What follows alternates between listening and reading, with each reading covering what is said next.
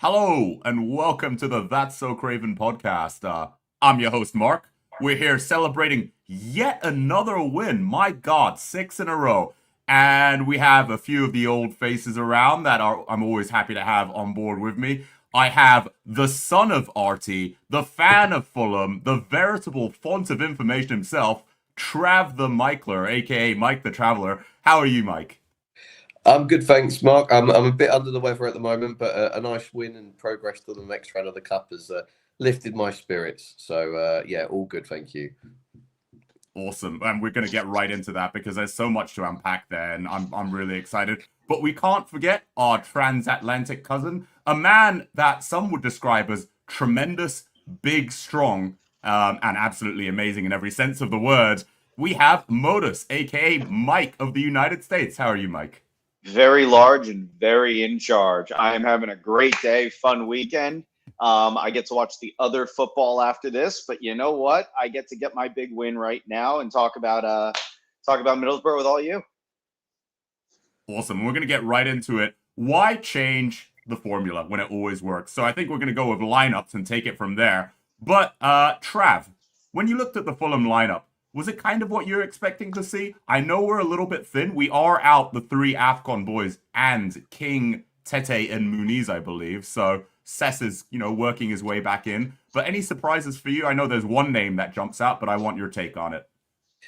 I wouldn't say surprises. I think because of the run of fixtures that we've had in such a short space of time. I think this was our third game in 7 days, was it? So I expected there would be a few changes. The obvious sort of standout one was Kusiaseri getting his first start, I believe. And I while I didn't not expect it, I was still pleased to see that we kept some of the bigger names on the bench in reserve just in case, because I think it was sort of acknowledged before that this on paper was always going to be a tricky tie. Boro doing really well in the championship, and we're going to use this opportunity to try and make a bit of a statement, even if it's not their priority. So I felt that it was probably the right sort of balance. There's been a lot of talk about Kusiaseri deserving a chance, and this was the best opportunity that we were going to get to give him that. So no complaints in that regard, but I was admittedly relieved to see that we'd kept some of the big boys in reserve just in case. And we needed to call upon them as well. I mean, what I found interesting was there was a little bit of division in our group chat with some members saying maybe we play Raul anyway. I mean, it is meant to be, we are meant to try for the cups. And like you said, Middlesbrough flying pretty high in the automatic promotion spots. They certainly played like it. Modus, did you feel, I wouldn't call it fear or apprehension, but did you feel we paid them the right amount of respect? And what were you expecting from them coming in, obviously with one eye on the promotion spots, but playing pretty well? Yeah, it's interesting. Middlesbrough have had a really interesting season. They got off to a really, really hot start. And then obviously Rob Edwards decided, you know what, I don't really want to get promoted. I actually want to get relegated. And so decides to go to Wolves. They lose their manager. I think their form has really, really changed because you mentioned, Mark, that they are, in the promotion spots. That is true, but their form has been very, very different since they got their new manager in place. And I think one of the things that you saw in a match like this is, especially when we rotate the squad, the difference between the level of the championship versus the Premier League, where even our reserve players, by and large, perform at a minimum a high championship level, and you're able to bring those big guns off the bench. I think the thing I was most looking forward to seeing was specifically all of our rumored links to Hayden Hackney. I really wanted to see how the kid plays. I will be honest, I had not gotten to see too much of him, and thought he was a really interesting player from the things that we saw of him, including the goal. Yeah, absolutely. And on Hackney, I think all eyes were on him because of the links. Very interesting midfielder, playing a little bit deep, maybe like a 6, but then the number on the back of his shirt was 7, so we sort of had a 6-7, 6-7 situation. But taking that aside, yeah, my take on it, because I was at the ground, and I believe Mike was as well, Trav the Michler that was he seemed quite press resistant. His passing seemed quite smooth. He moved into space well. I don't know if he was a standout. I'm not trying to be contrarian. I'm not trying to be a cynic. He did things well. I didn't see any obvious mistakes, but I don't know if he was necessarily the star boy. Is that just sort of the way the system he sort of has to play in and the players around him, or do you think he still looked quite interesting to you, Trav? Yeah, I was generally quite impressed with Middlesbrough overall. Hackney in particular, I thought he was lively and he was busy. I think not just the goal, but I think there was a chance before where he was sort of coming in around the back post to try and meet a cross that had been sort of floated in from like an in-swinging sort of cross. So I felt that it was quite interesting in terms of just sort of watching him, somebody that we were heavily linked with in the summer, to see if he was the right kind of profile for what we're looking for.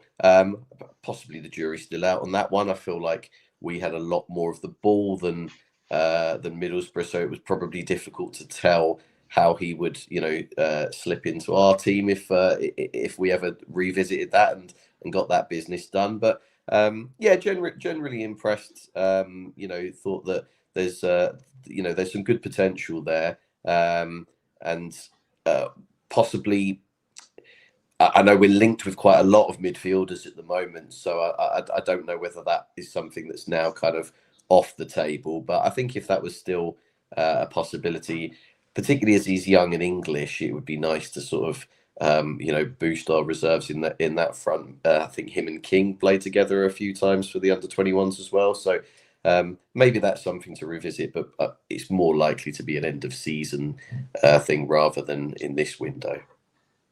Yeah, very, very fair. And you're right that, the profile looks good, right? Young English. I think he's either 23 or 24, so still has his best years ahead of him. Very industrious as well, press resistant and industrious. The point you made about possession is interesting. Looking at the stats, and we'll go through the match, but I feel like these stats are a little bit misleading. Yes, we were the better side, and I would argue 3-1 seems pretty fair, but their counters were not insignificant. I mean, if they had a better finisher than Conway, I feel like they could have maybe snatched another goal there. But let's talk about the first half. We did put out a somewhat second string team. We have Adama starting. We have JKA starting. We have Reed starting as well. But like I said, because our numbers are so thin, everyone else kind of has a shout for the first team if they're not playing there already. So that was quite, and of course the Compton goal, but that was going to be an obvious switch. But I was impressed how disciplined they were. Some big names with Premier League experience there as well. I believe Matt Targett and Luke Ayling. I believe it's at Newcastle and Leeds respectively. So there's some experience there. But the first half, what did you see on the screen, Modus? Did it look pretty even to you? Were you nervous at times, or were you pretty confident we'd be able to carry the day? So first of all, I think you owe an apology to Matt Targett. You mean former Fulham promotion star Matt Targett. That is a very, very important caveat. I thought that was actually kind of fun to see him back.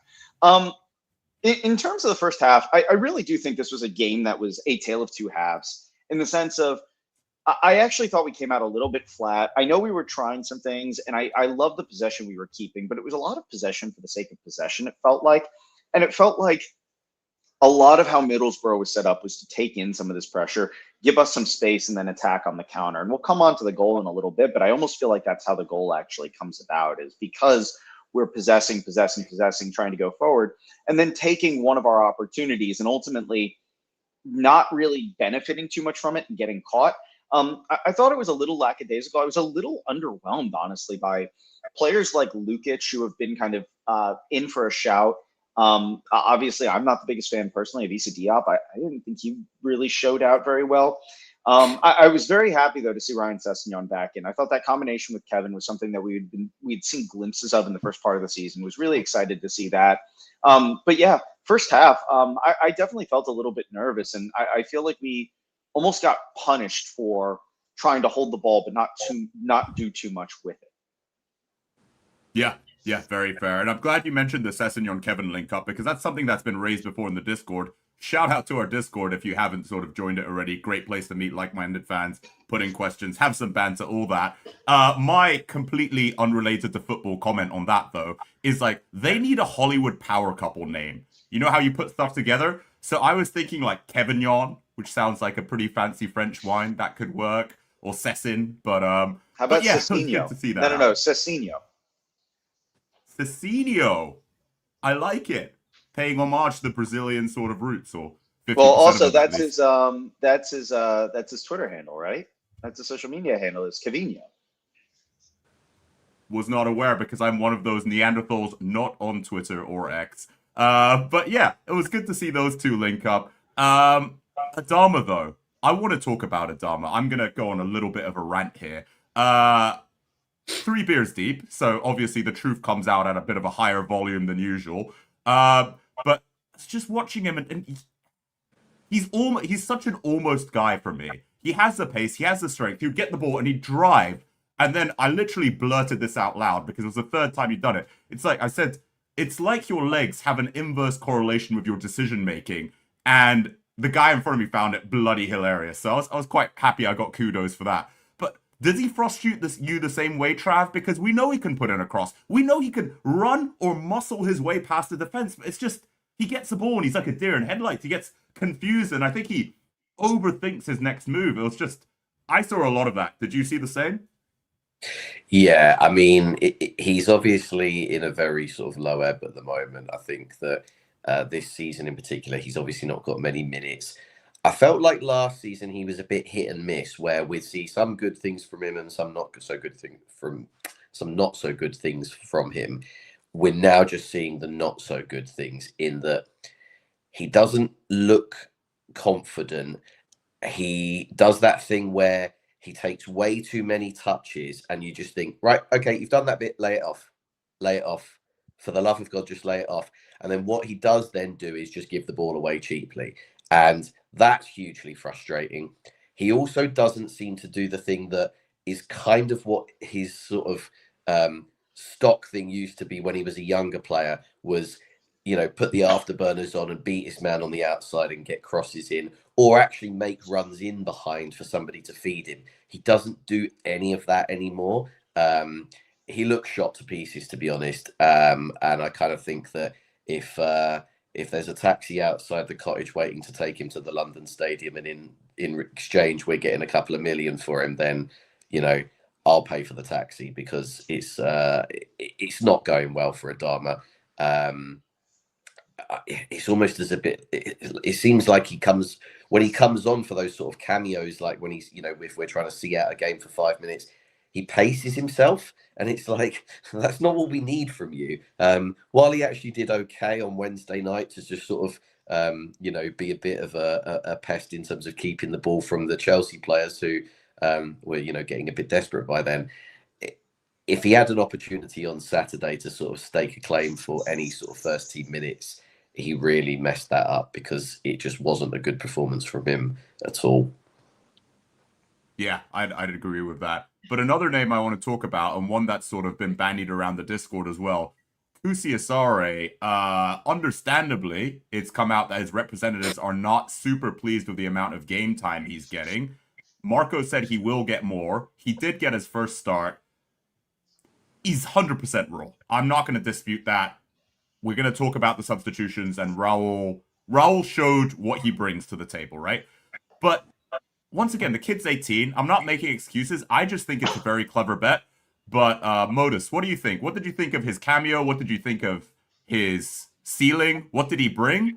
And would you pay the fee if it came to it?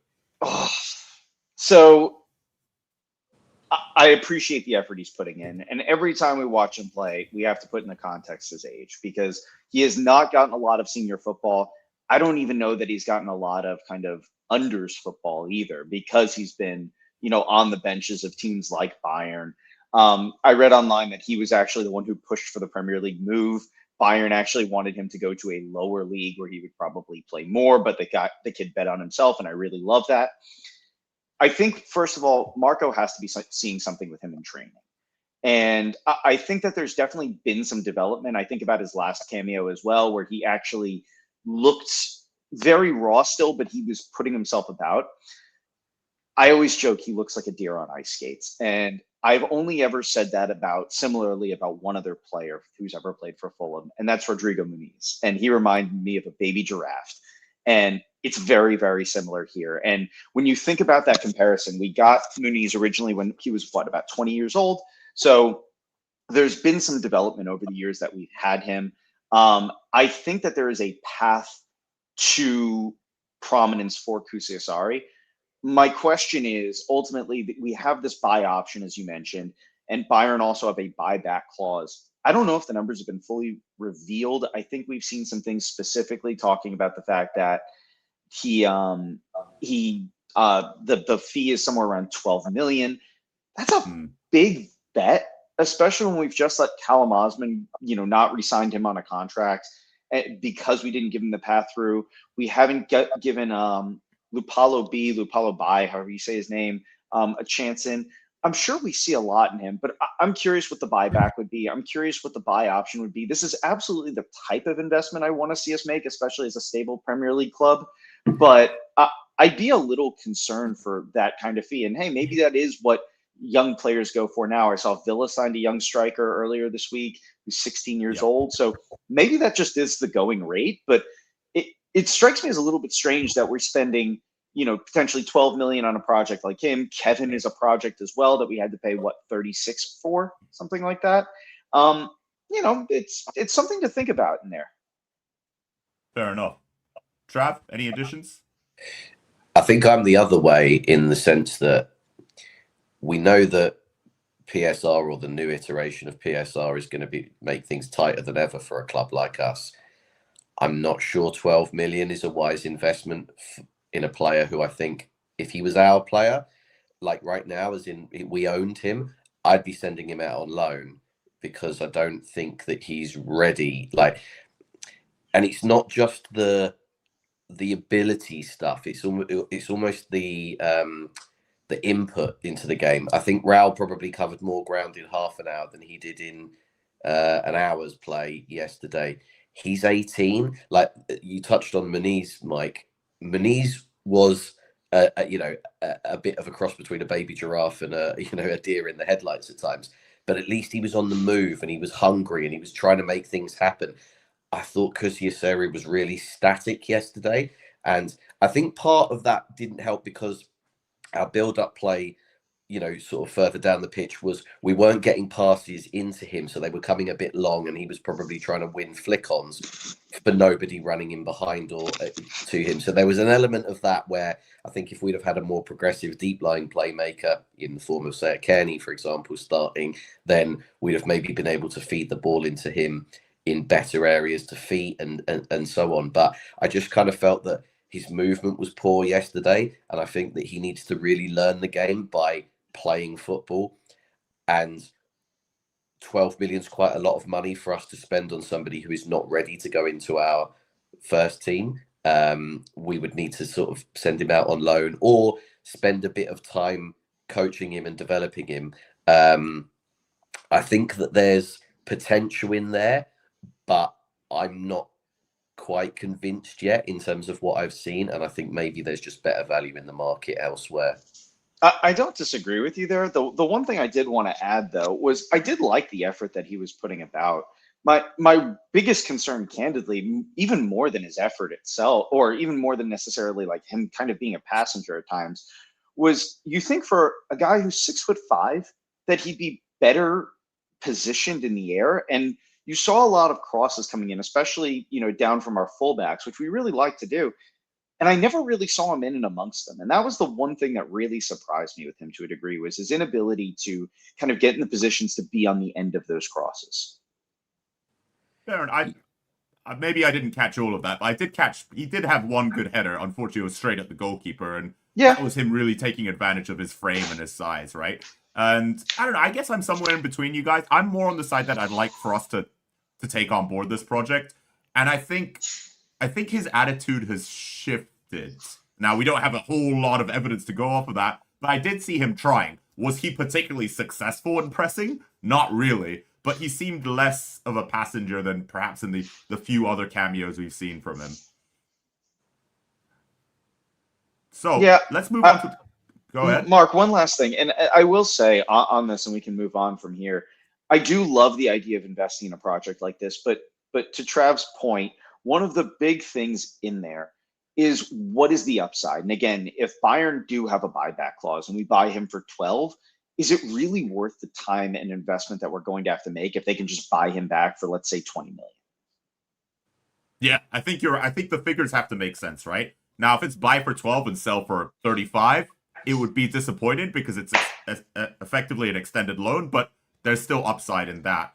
But hopefully these things can be negotiated. I see what you're saying. But I'm glad we got to spend some time on it because Marco certainly didn't for the first half of the season. Let's talk about the goals. We'll talk about Middlesbrough's goal, to be fair, very quickly, but then we'll move on to the bit we really want to get into. But Middlesbrough got, I felt like a bit of a mix-up in our box, didn't it? It was sort of, I wouldn't say it was ping-pong. It was good. Let's go to Trav with this because I'm of two minds with this as well. I like sitting on the fence. Modus knows this. But was this skill and pace and planning from Middlesbrough well executed?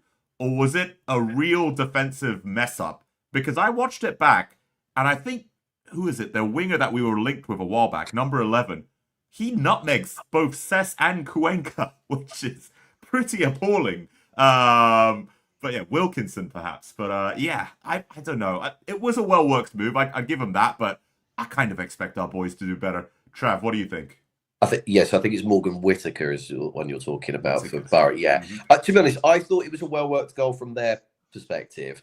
I think, of course, there are things that we could have done better from our perspective there. I think Sessegnon obviously first start since he's been back from injury. We know that he's better going forward than he is defensively, and it kind of just felt a bit like, maybe a bit of rustiness there in that regard, in that he just wasn't quite, didn't quite have his body position right to be able to defend that properly. But I don't know. I thought Middlesbrough made the most of probably their best period in the game when they actually had, were putting on a bit of pressure and making some things happen. I wouldn't be too critical of any one individual in particular from our perspective. I just feel like there's probably a culmination of things that could have been done better. As you say, I think Sessegnon and Cuenca probably don't come out of it looking great, but there's not howlers in there. There's just sort of mistakes that you could potentially get away with on another occasion. But to be fair to Boro, they got good numbers in the box and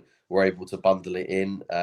I don't get, though, why Hackney felt the need to sort of like celebrate in front of us like we'd been booing. It was a bit of a weird one, but yeah, I don't know. Maybe not the best way to endear yourself to potential future employers, but yeah, it was more just, I think it felt disappointing from the fact that even though we'd sort of had a few inroads going forward, particularly down that left side with Kevin, Smith-Rowe and Sessegnon linking up quite well, we weren't really making a lot happen. So it just felt like the sort of culmination of a bit of a stodgy first half where we needed to pull our finger out a bit more.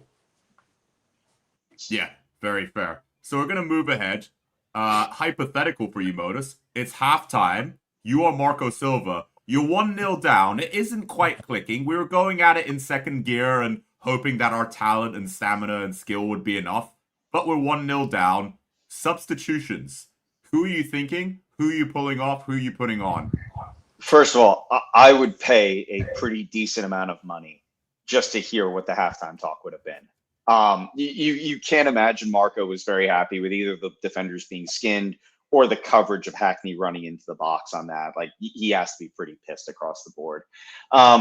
If I had to guess, and I know he had to offer Kusiasari some minutes. I would definitely have expected Raul to be coming on at some point. I know he's tired. I know he's exhausted, but the run of form that he's in, you got to figure he'd have to come on. And Harry Wilson, again, with the form he's in, is just a game changer right now. I'd assume if he's ready to go, he'd have to come on. The one I always hope for, and the one, I'll be honest with you, I was pretty surprised who came on, was Tom Kearney. I think he has been playing fantastically well recently, but I do think the amount of minutes he's gotten in his legs the last couple of matches, or what we've been told, is probably on the edge of what he's capable of at this point. I think class is permanent.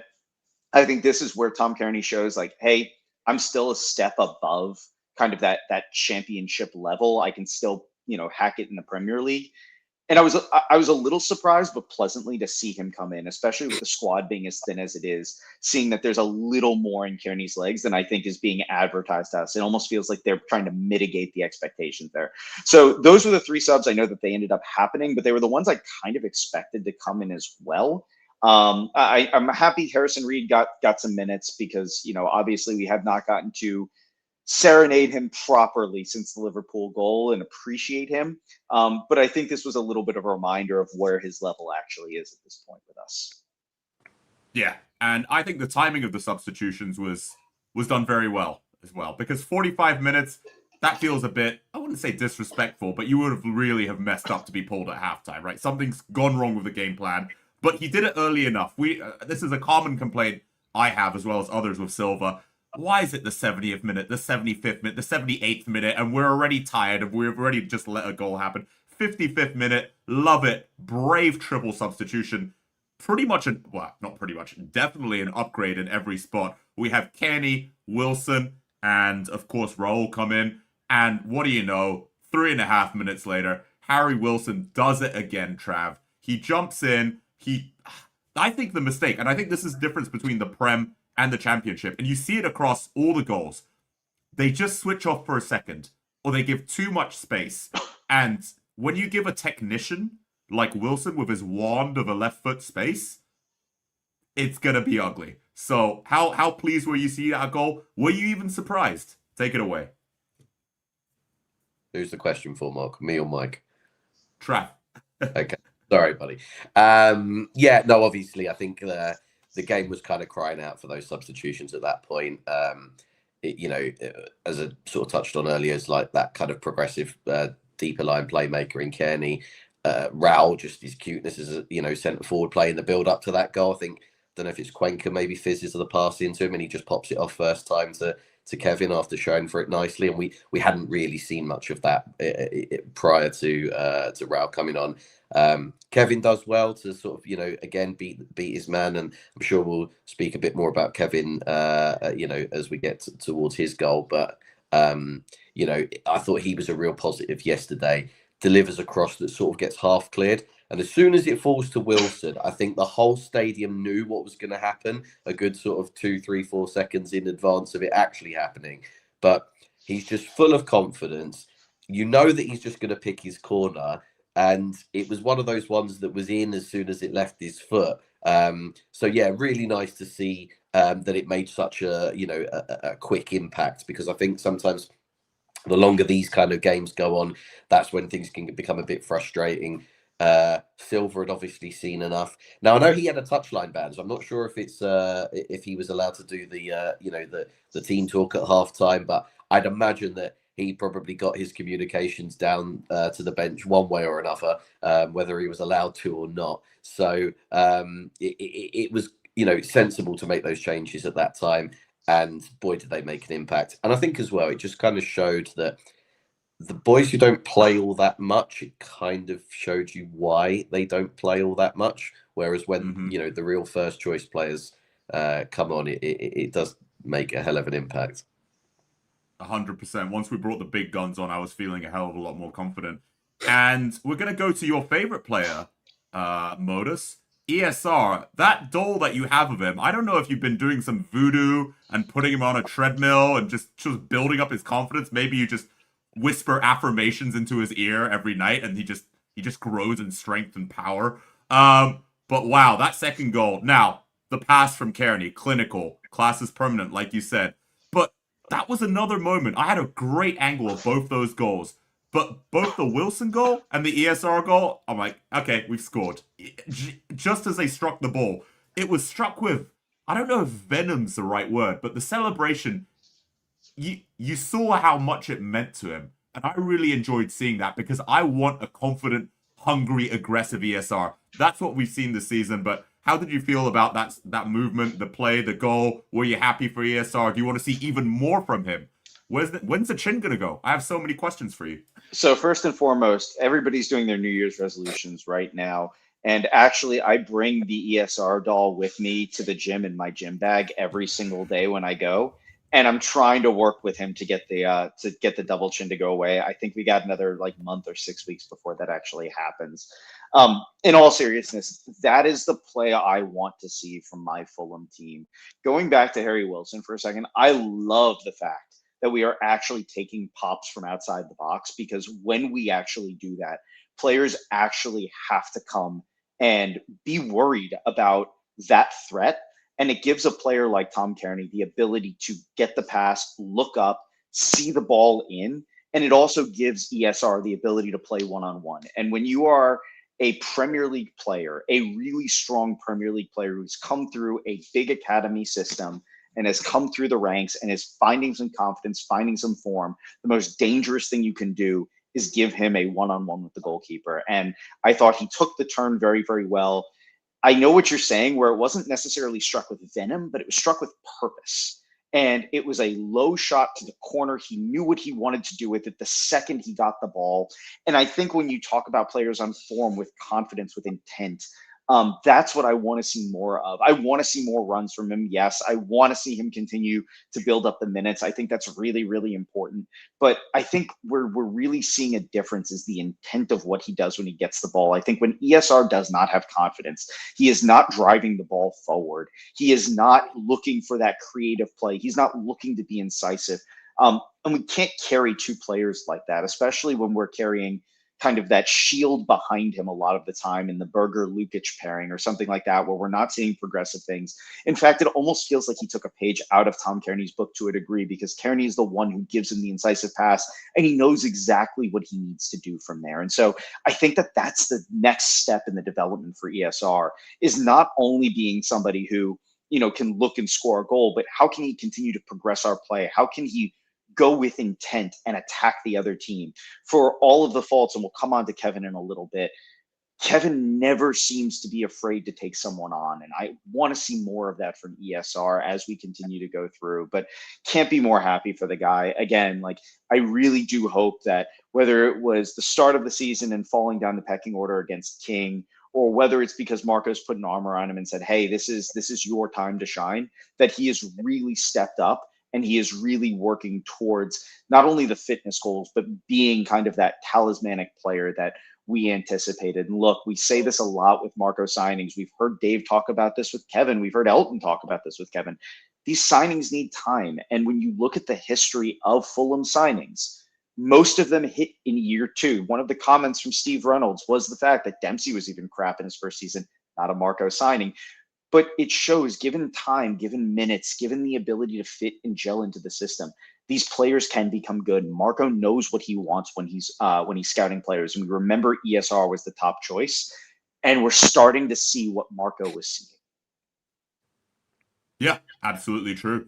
I'm happy he's doing well as well. If anything, it gets you off his back, so he doesn't have an angry American shouting from the East Coast that he needs to do better. But we do need to talk about one more man, a man that I wouldn't have said has been so divisive, but there's been some grumbles because he was the new record transfer signing after ESR.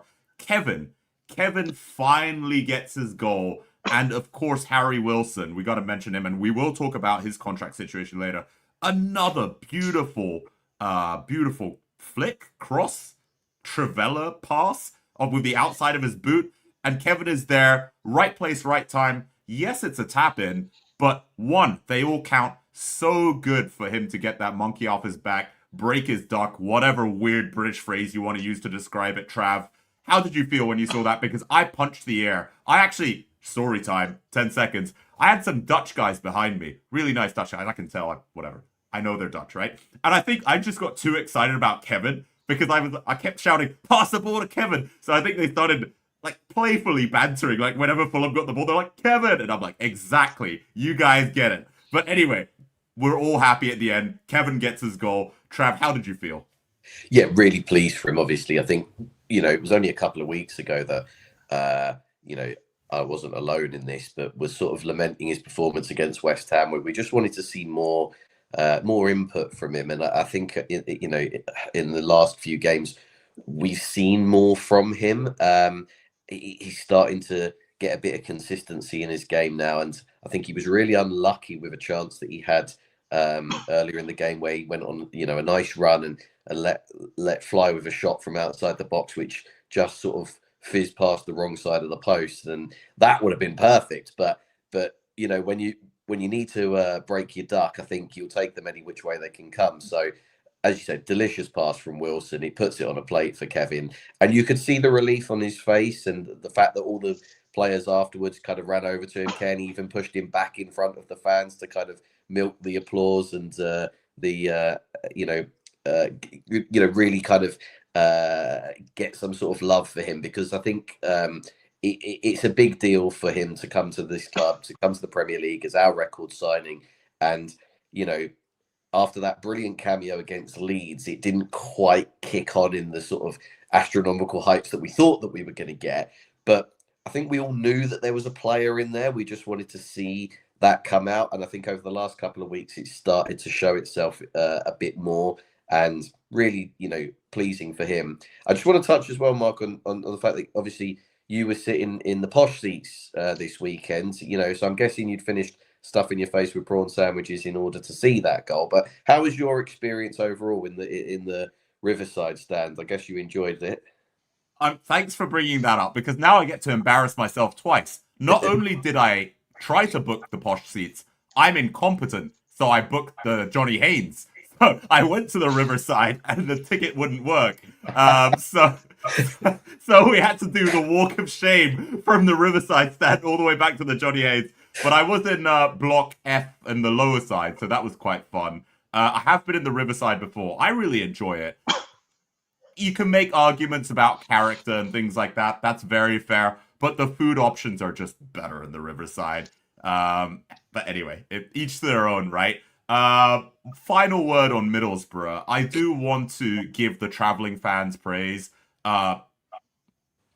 It's far away. Because I guess, don't know UK geography very well. I was like, Middlesbrough. Middle. Must be somewhere near the middle of the UK. Nope. It's way up north. And they were loud. They brought a lot of fans with them. And it's these cup away fans that I really respect, because you know what?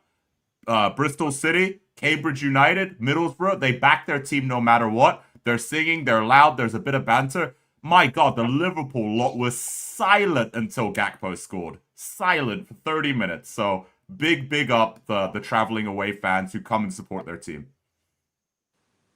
Yeah, agreed. All right.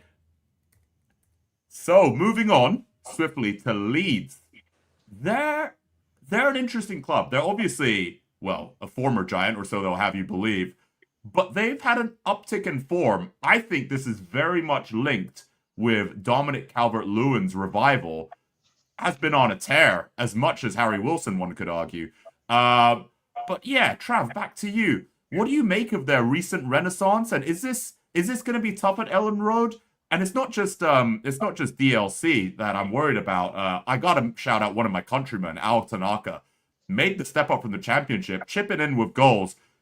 Is he gonna move to a big six? Probably not. But they still have other players. Wilfred Nonto's another one. But give me your thoughts on this matchup. And the last time was a dull affair, separated by own goal, who was top scorer for us at the time. But it feels like it's going to be a very different match this time, Trav.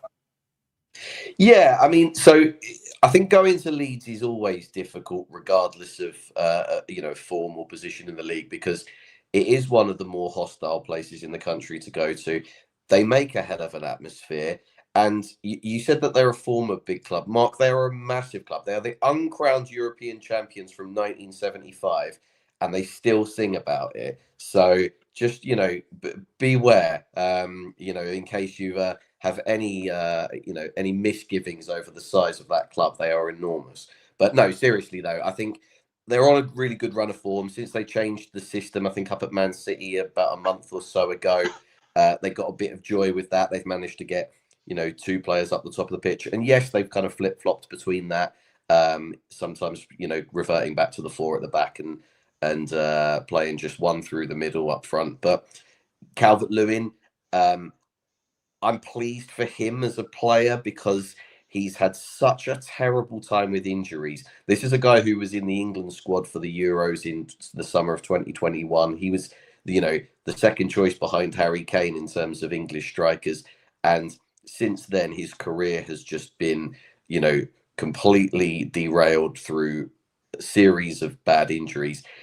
Leeds took a gamble on him in the summer, and fair play to them, it has paid off, because he's somebody that I think us and probably a lot of other clubs might have had a little look at and just thought, not sure the juice is worth the squeeze here, but he's been in such good form. I think there was that stat the other week where all of his goals had come from no further than 12 yards out, all in a straight line from the penalty spot to the goal line.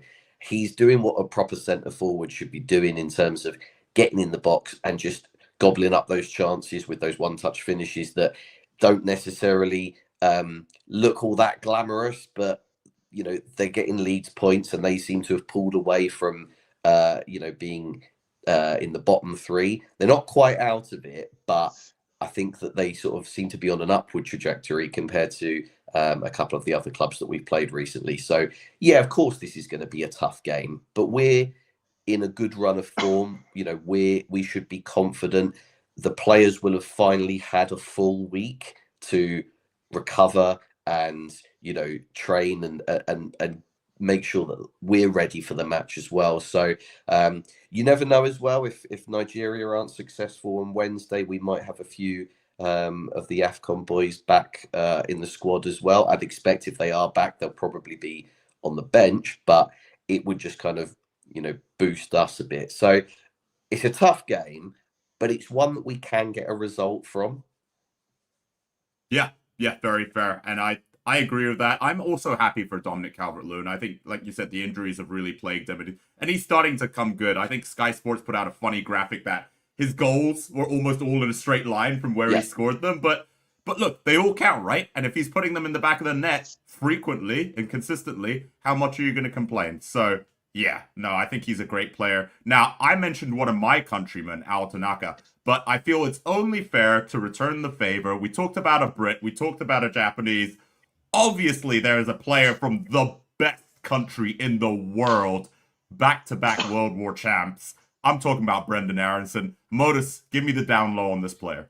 I've really enjoyed him. He's a player I have wanted to sign for a while, and he is honestly, when we were kind of scouting out preseason, he was a player I thought we might be able to take from Leeds if they hadn't gotten themselves promoted last season. He divides opinion amongst the U.S. fan base, but one of the things that's been really cool is that he has found his scoring form this season. I think he has like 4 goals and 3 assists this season. I think he's leads the second leading scorer. He is an industrious midfielder. He is an eye to attack. He's not necessarily a progressive passer, but he definitely attacks space. And I think that's definitely something we're going to have to watch going back to the Middlesbrough game and talking about the late runs by Hackney, for example. I think we can expect a lot of that from Aronson. And he is another player who is playing with all the confidence in the world right now. So I'm very happy, Mark. You read my mind. It's hard because I know Leeds tried to take the Premier League USA title off of us a few years ago when they came up and signed Aronson and McKennie, and I think they had Tyler Adams at the time. They had a bunch of Americans, and now Brendan Aronson is the one who's kind of still standing there, but it's great to see him actually kicking on a little bit, especially leading into a World Cup year. I'm definitely a little concerned with, again, the same way we talk about Wilson's confidence right now. Having somebody like an Aronson on form with some confidence, linking up well with Calvert-Lewin is definitely something we're going to have to make sure we're solid against in the middle of the park on Saturday. Yeah, agreed. I'm wondering if we stick with the 5 because it's worked for us. I know we do it against the big clubs, but Leeds will have to attack, especially at Ellen Road. And to be frank, DLC in his current vein of form, a little bit frightening because it feels like he just gets a sniff and maybe he can bully our center backs, or I don't know. You know how I feel about us in clean sheets. They seem very, very rare these days. So if we're doing predictions next, I guess I'll go first. I feel like it's going to be a bit of a goal fest. I feel like there's at least 3 goals in this, if not 4. I'm going to, once again, as Modus knows, be beige and sit on the fence and not make a decision either way. I'm going to go 2-2 with late heartbreak for Fulham. Because we know what we're like in the last 10 minutes. So it doesn't feel all that out there. But I say 2-2. If you feel we should have squeaked it, but 2-2 is fair. Trav, to you. You know what? I had the exact same scoreline in my head. So I think there will be goals in this one. I think, yeah, we'll probably stick with the back 4 that we, played. I I think Anderson would probably come back in for Diop, and Robinson would come back in for Sessegnon from what we played at the weekend. But I think we kind of just tend to play the five and the wing backs against the sort of bigger clubs where we don't expect to dominate possession and we're going to be under the cosh a lot. We saw against Chelsea as soon as that we had the man advantage and felt that it was, the game was there for us to go and attack. We switched the formation. So expect that we'll go back to the favoured back four. But yeah, I'm going to go with 2-2 as well as a result. But I'd like to think it's maybe us that could nick the late goal. Always. Modus? I'm going to be contrarian here. I actually think we are, first of all, going to play the 5 at the back again. I think we're going to play the 5 at the back because Tom Kearney is going to start again, actually. And I think we're going to win 2-1.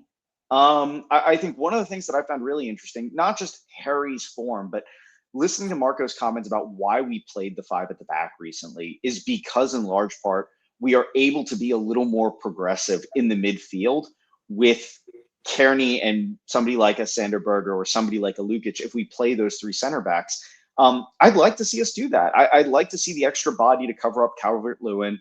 I would prefer us do it that way as opposed to kind of using the shield of Lukic and Berger, and that really hasn't come off for us very well. So I think we're going to go 2-1.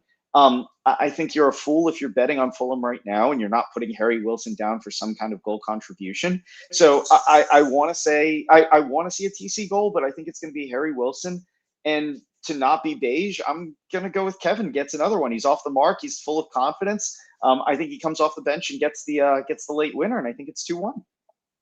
I would love that, and that would take us 7 unbeaten. Probably should be 7 wins. I mean, we don't need to get into that because that goes into the whole VAR debacle, and I think previous episodes covered that pretty well. But wow, what a run from us! It's a run from Leeds too, so it'd be fun to take down that run as well. I certainly hope we can, and maybe that will quieten the crowd a little bit. Moving on to rumors, because those are always fun. We are in the silly season. Referencing effectively a comment from earlier from Gabriel says, how do Fulham keep Wilson? I had this down as something I wanted to talk about. We are hearing some gossip that it's the agent holding this up. And I think that kind of makes sense because his stock is rising. And the other piece of feedback before I hand over to you guys to get your thoughts and comments and insights is that Wilson said, I want to do what makes sense for my family. Now, that can mean a number of things. It can mean money, but it can also mean that his family is quite settled here, right? Now, obviously, there's an amount of money that makes sense, or there's a certain team you might want to play for that makes sense, whether it's Liverpool or City or Arsenal or whoever else. I kind of doubt that will go for him, age profile and all that. But I'm hoping we get this done. Famous Francis said, it will be sorted by the end of the window. But what would you do if you're Wilson right now? What are you thinking? Are you sort of trying to get as much money out of Fulham as you can and the ideal contract length? Or are you willing to wait until the end and see what other suitors appear? I just want you guys' take on it. Let's start with Modus. So I think from a Wilson perspective, this is a really, really important move and an important time for him because at the end of the day, he's had some really, really big highs and some pretty dark lows at Fulham. But I think one thing he has to consider, and probably is considering right now, is he is settled, his family's settled. I think there might have been some concerns in the past of, are we bringing on Chukwueze, for example, to replace Wilson? But he wants to get consistent game time leading into the World Cup. He's got this playoff run that he has to do. I think that's going to be the thing that's most important for him right now. Yes, he's going to talk about his family. Yes, he's going to talk about money, but he's always talked about his pride of not only playing for, but I believe captaining the Welsh team as well. And so I think that's probably going to be his top priority. If I'm him, I don't really know where that changes. And again, if he can get certain assurances from Marco and the board that he's going to get a certain amount of playing time leading into this, why would he leave Fulham? The system is built for him. He provides something very, very different. I still don't think we've seen the best of Harry Wilson yet, which is kind of strange to say because if I think of better players in the world right now, it's tough. And so I think he ends up staying. That the question is really going to be about the wage structure. And when you look at the players that we potentially have coming off our books this season, whether it is an Adama or a Raul or a TC, Cess is out of contract as well. Obviously, Marco's out of contract, and that's a different conversation. There's going to be money to be spent depending on who we're actually going to retain. But I think that's going to be really, really interesting. And I think we'll talk about this as we get into rumors further. There are other players who may be walking out the door that, again, provide him more money. So I think it's going to be a really, really interesting allocation of funds. Trav, thoughts on Wilson? I think he'll sign a new contract with us. I think he'll stay. Like Mike touched on, contracts are complicated things. He's 28, so he's going to want that big contract, which is probably going to, be the one that takes him through his best years. It could just be length of contract that's maybe being haggled about, or further incentives like goal and assist bonuses and things like that. The agent's doing his job, making it that it's not a done deal, and that there's other interest, so that Fulham maybe blink first rather than signing what's been offered. But I expect it will be done. I don't see him going to somewhere like bigger than us. So I think it wouldn't necessarily be worth him running down his contract like a certain wanker that plays for that club down the road that was on the losing side on Wednesday night did, because he's fourth choice there. If Wilson was to do the same and go to a bigger club, he's not going to walk in and be a first choice player, whereas at Fulham he is. So I kind of feel like we'll get that one over the line. It's just like every bit of business that Fulham do, it seems to take forever and a day. 100%. And I don't know how much loyalty there is left in football, but if you would believe the rumors, it did seem like Marco wanted to keep him over selling him to Leeds and getting in Tyreek George. I don't know how contingent it is on Marco signing a new deal, but are you really gonna risk it all to, like you said, rot on the bench of a bigger team, whatever team that may be, and start afresh, right? You don't know the other players, you don't know the manager that well. Are you gonna impress? Fulham, he knows the good bits and the bad bits, right? And if we can give him the length of contract, which I imagine is at least 3+1, because it does take him through his best years, and a hefty pay raise, maybe that's kind of what he's looking for. Another name, because Modus is deeply biased, so I'm giving it to you, Trav. Another name I want to mention, Diop, apparently getting some interest from AS Monaco. Now, Monaco, I don't know if they are this year, but I know they were previous years, a Champions League team, a team with pedigree. Are we missing a trick here? Are we not seeing the full potential of Diop? Because I think Diop is one of those that he does the fundamentals very well, but perhaps his passing range or the fancy stuff, the nice stuff that the big clubs look for is a little bit lacking. But what are your thoughts on potentially a Champions League club looking at Diop and whether they want to go ahead with him? Should he be starting for us? I mean, it's a Champions League club, but it's a French league club, so I don't think the standard is quite as strong in the French league as it is in the Premier League. Look, Diop's done a decent job for us when he's come in. We know his faults and his flaws, if you like. I think, I personally, I don't think that he's one of our best two centre backs. I think that Anderson has been excellent this season. I think his defensive output has kind of improved. We know that his range of passing is excellent. So I don't see how Diop gets in ahead of Anderson. And we know that Marco likes to have the sort of left-footed option on the other side. So while I think Diop's a good squad player, if the money was right and we could get a replacement, then that's maybe business that we should look at doing. Again, it depends on the sums, and it depends on whether there's an adequate replacement that we could get in, because the last thing we want to do is leave ourselves short. We've just, we're in a situation at the moment where we're a bit thin on the ground for players.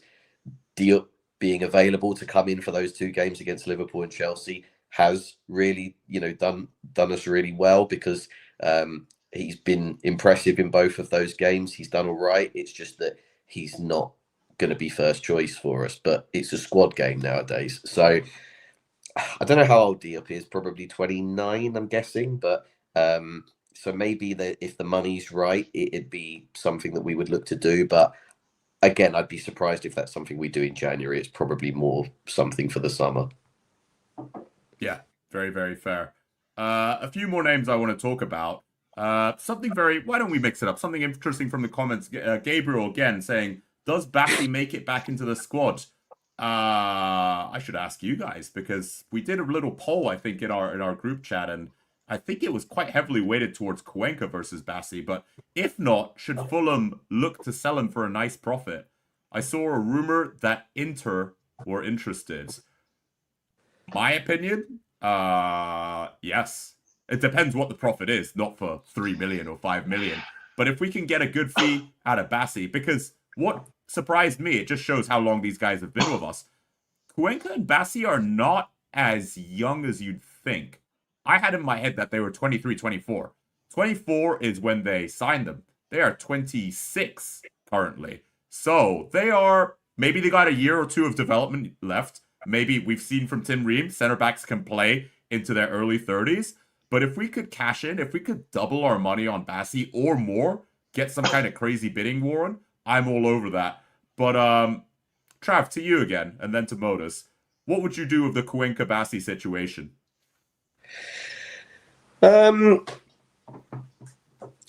Honestly, nothing unless we get an offer that we can't turn down. I've got no problem with us having both of them because I think competition for places is really important in Premier League squads. We've seen that we've needed both of them this season for various reasons. I like both of them.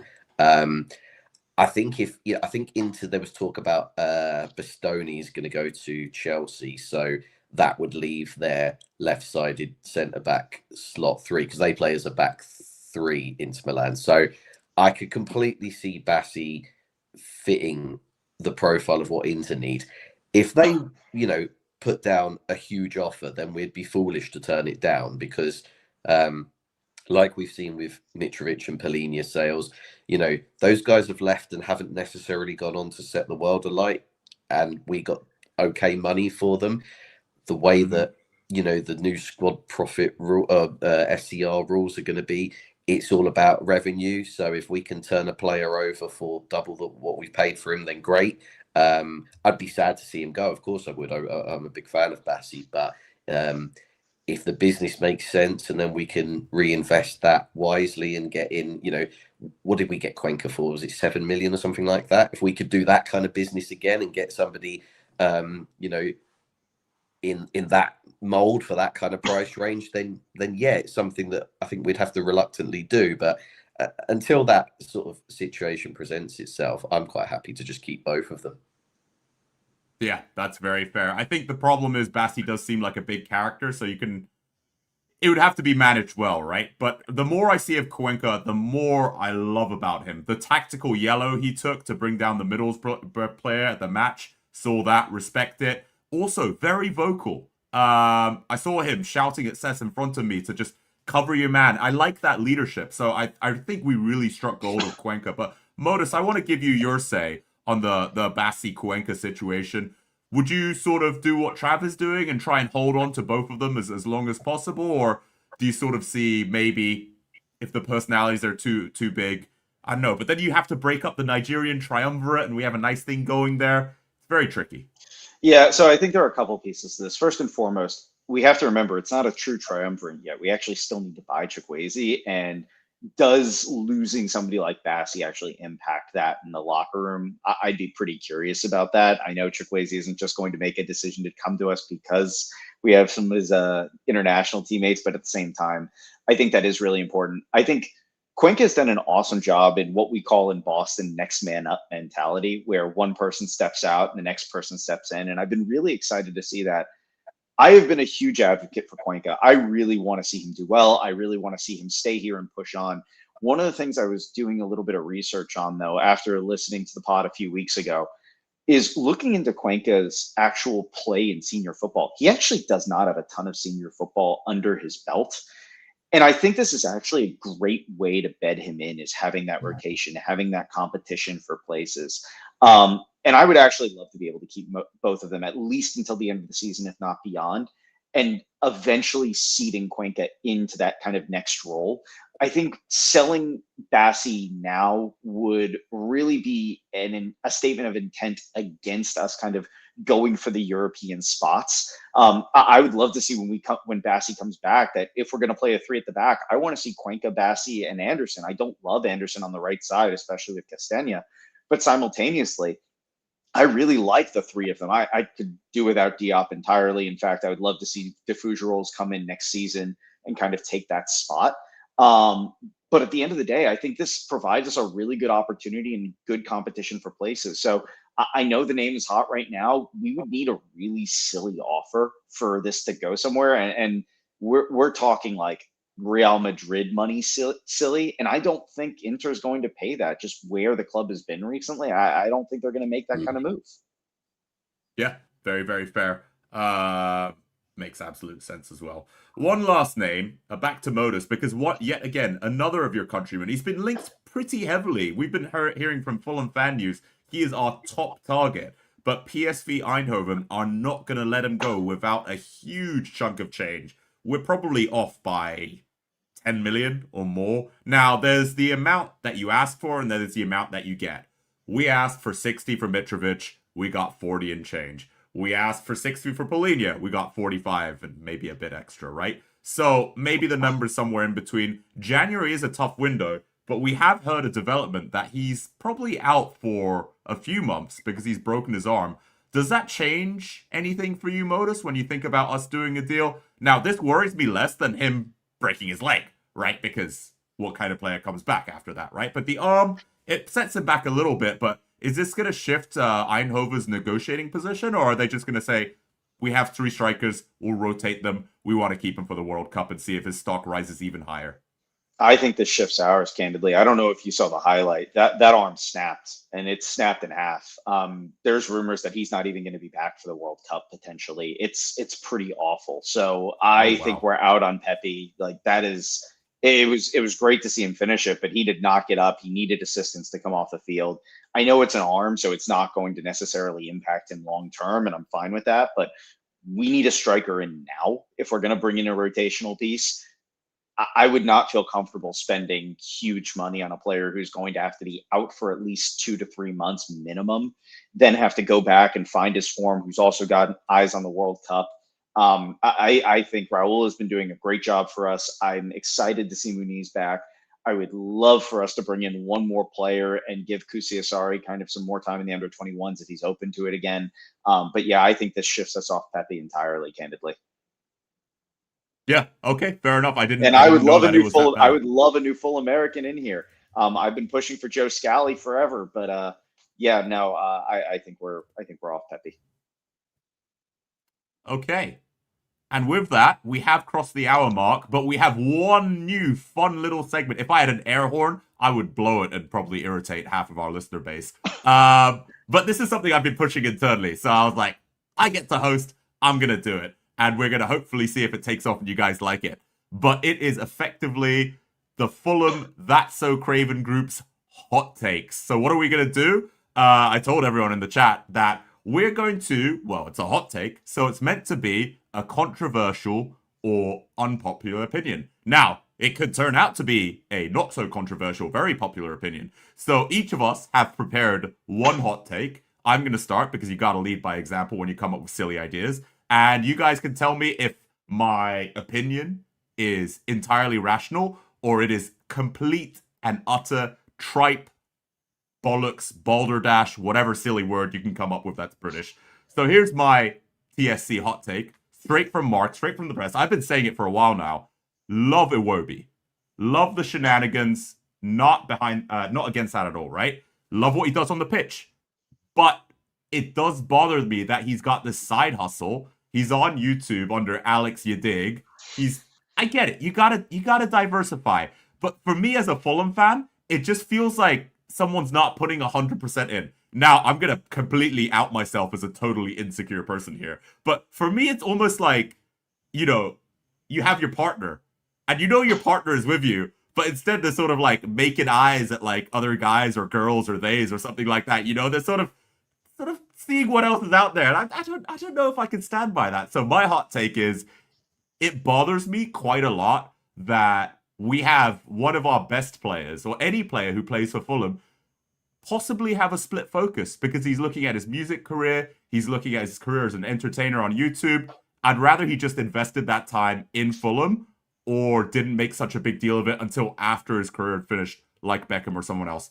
Guys, is that a hot take or is it entirely reasonable or am I insane? Modus I first. think, yeah, I think your take's fine.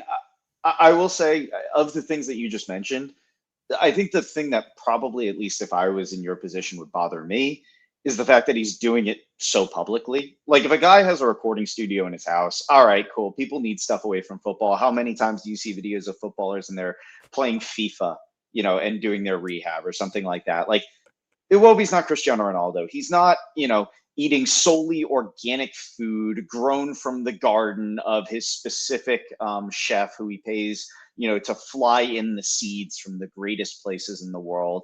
He's not, doing the 4 a.m. workouts with bottled water on every single thing. I actually don't have an issue with the stuff that he does. I think probably a lot of footballers do it. They just don't necessarily promote it the same way on their Snapchat or on their YouTube channels or anything like that. So candidly, it doesn't bother me. He's a big personality and he is a personality. And I think if you can create that, I think that's great. You look at somebody else in our midst right now. Tom Kearney goes on Sky Sports and does punditry every once in a while. So it actually doesn't bother me that much. I think it's more that you can just see it more regularly. Fair enough. Traveler thoughts? Yeah, couldn't care less what players do in their spare time as long as they play well for Fulham. Fair enough. All right, Modus, take it away. Your hot take. So for everybody's context, Mark actually asked us to do two in case somebody stole one of them. So I have an on the field one and an off the field one. We've already kind of touched on the on the field one, so I'll say it really quickly and then I'll move on to my off the field one, which I think is the bigger one. My on the field one is I actually was going to contend that Issa Diop is the worst signing that Fulham have made under Marco Silva. And that is a pretty long list. I looked up all the names, and in my mind, he is the one who has served the least purpose. We've spent too much money on. And fun fact about Diop, he actually owns the record for most penalties conceded in the Premier League era by an individual. So I actually think he's the worst signing we've made in the Marco Silva era. But I'll give you the other one. And I think this one's very timely because we talk about branding for Fulham a lot of the time. And you see me wearing my kit, you see me wearing my hat. We have this kind of shield logo. And the club is moving towards, in a lot of their advertisements, this what are we calling it, from the balcony of the cottage? It's Trestle? in the cottage right now, or it's in the cottage. It's on the kit right now. It's on the back. I am actually, and I will put this out there for everybody to see, the co-chairman of the group leading for the badge change to becoming the badge. Joa is our leader. Joa is our president. He has actually only ever played for us when one of our kits actually has that on the back of the kit. And I would actually really welcome the badge change. I think it's interesting. I think it fits better in social media. I think it's a pretty cool look, and it has some significance and meaning to the club as opposed to just, 3 letters or the council badge or anything like that. I think it's pretty clean if you just stick Fulham Football Club underneath it. Feel free to respond to whichever, but I think both of those are pretty fun. I'm starting. I hate it. That is a hot take. What the hell? It looks like some sort of bizarre cult symbol. Like, I don't mind it's on the back of the shirt, but to replace that, you're just a cultist if you no. That is a hot take. I can't stand it. Trav, go ahead. Yeah, probably not for me either. I like what we've done with the green, lime green away kit with I hate the that old kit. badge. I quite like the old FFC style logo from, I think it must have been the 1975 FA Cup final sort of era. You might need to Google that one if you're not familiar with it, but I quite like that. So I think that's something that maybe we could do. I think we've got our 150-year anniversary coming up in 29. So maybe that's something that we might do as like a commemorative kit for that. But I think the current badge is fine, and we've had it for 25 years now, so I think everybody kind of recognizes it. So don't really need to tamper with that too much. I don't hate the badge. I just really like that, and I like that it's directly attached to the cottage. And I live in Boston, where Fenway Park is a staple, and I love that it's attached to the history. This year, the Boston Red Sox did a green third kit, if you will, and they are the Red Sox. So I'll give you a hint on what color their kits typically are. We call them jerseys, but yeah, I really like it, and I'm in, and it's something unique to Fulham. It's something that I have held for a long time. The co-founder of Fulham Boston and I have offered to get signatures to push for that. As I said, Joachim Anderson is our president and resident Fulham advocate for it. So really excited to see where it falls on the kit next season, because it's going to be there. Good stuff. Also, sorry, Mike, just on your Issa Diop one, did you forget that we signed Kevin and Babu? You know what? I did. I'll be honest with you. I did, and I still think Issa Diop's worse. I really do. Every time I think about Issa Diop, I think either about a stupid penalty or the Bournemouth game, where he just doesn't complete passes to anybody who plays for the Whites, and it drives me up a wall. I think he's a guy who has all of the physical attributes in the world, but every time I see him on the ball holding it for too long, I just want it off of his foot. I want it anywhere else other than on Issa Diop's foot.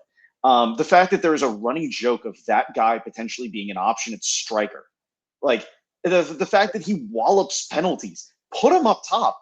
I just don't want him anywhere near the back line. It drives me crazy. It definitely gives me heart palpitations whenever he is on the ball, whenever I see him in the lineup. It's not for me. I'm over it. As I said, Luke DeFugeros can take a spot next season. If it was me, he would be our 5th choice center back. Very good. Very good. And some interesting points raised.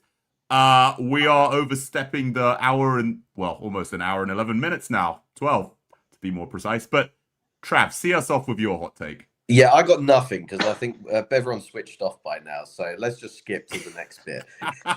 Now who's being beige? No hot take. No. He's just being beige. Mark has passed the baton.